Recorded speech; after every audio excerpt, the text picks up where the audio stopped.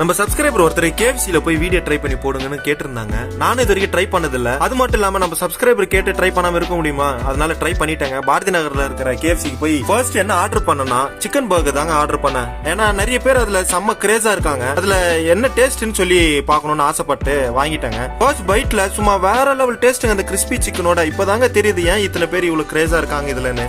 இது சாப்பிட்டு முடிச்சதுக்கு அப்புறம் சில பல கோக்கெல்லாம் வாங்கி அதையும் கொஞ்சம் குடிச்சு முடிச்சாச்சுங்க. அதுக்கப்புறம் சிக்கன் விங்ஸ்னு சொல்லி வாங்கணும். கிறிஸ்பி டேஸ்ட் எல்லாம் இதுதாங்க இப்பதாங்க ஃபர்ஸ்ட் டைம் இங்க நான் ஃபீல் பண்றேன் அந்த மாதிரி டேஸ்ட்டுங்க. இது சாப்பிட்டு முடிச்சதுக்கு அப்புறம் தேர்டா பாத்தீங்கன்னா லாலிபாப், சிக்கன் லாலிபாப் கிறிஸ்பி வாங்கணும். அதுல சம் மசாலா எல்லாம் தூக்கி கொடுக்குறாங்க. கேஎஃப்சியை தூக்கி நிப்பாட்டுறதே அந்த மசாலா தாங்க.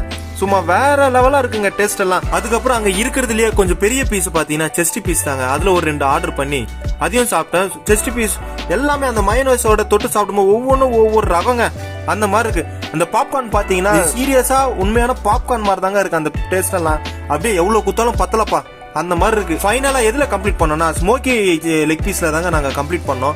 சாப்பிட்டு பார்க்கும்போது ஃபர்ஸ்ட் லேயர் அந்த ஸ்மோக்கி ஃபிளேவர் செம்மையா இருந்தது. ஆனா உள்ள போக போக பாத்தீங்கன்னா அந்த லெக் பீஸ்ல ஒரு வெறும் ஒயிட்டி ஃபிளஷா தான் இருந்தது. ஏதோ வேக வச்சு கொடுத்த மாதிரி தான் இருந்தது.